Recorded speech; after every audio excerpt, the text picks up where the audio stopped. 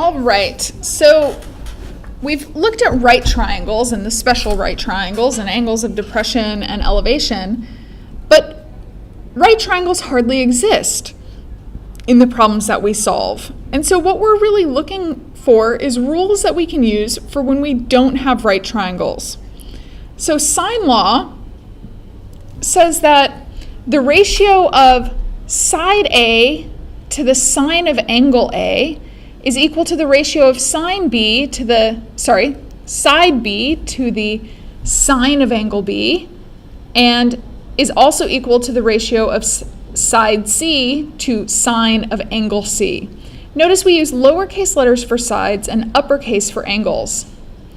Yeah, this is also true that the reciprocals are equal. So sine of A over A is equivalent to sine of B over B and sine of C over C. Cosine rule looks like Pythagorean theorem, and in fact, if we wanted to prove it, that's how we would. But we have C squared is equal to A squared plus B squared minus 2AB cosine C. There's equivalence of this as well. B squared is A squared plus C squared minus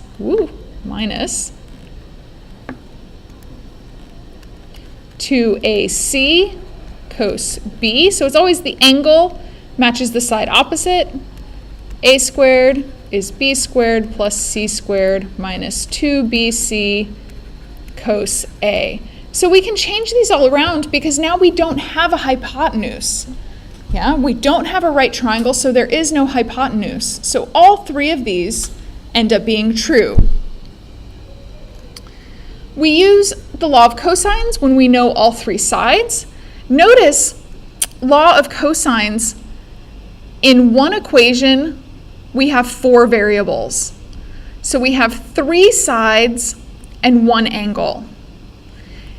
In one equation, in sine rule, so notice that we only look at one equal sign at a time. So that would be an equation, or this would be an equation, or sine A equal to the sine C version would be a different equation.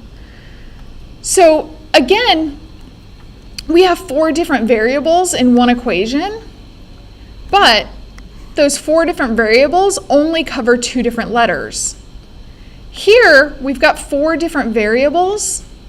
Again, 1, 2, 3, 4, but now we cover three different letters. So that's how I remember which one to use. Instead of remembering sine, side, side, I think of using law of cosines when you have three, I'm going to change the color of this. So when we have three different letters. So for example, side A, side B, side C, or side A, side B, and then angle C, let's say. So three different letters. I use law of sines when I have, let me think about what I just did there. A, B, yeah, okay. I use law of sines when I have three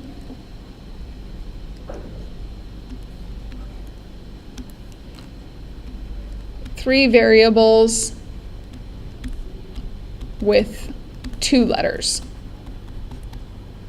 So for example, I could have A, B, or I could have A, B, B. I end up with the ambiguous case when I have something that looks like this. So side angle is B, C, capital B. So ambiguous case, let's look at specifically. So let's say we had B, B, oh, side, sorry. Had it right the first time. B, C, capital B. So let's look back at this one. Angle, side, angle. I did not put in correctly. So angle, side, angle could be angle, side, angle. And the reason that that works is because we just find the third angle.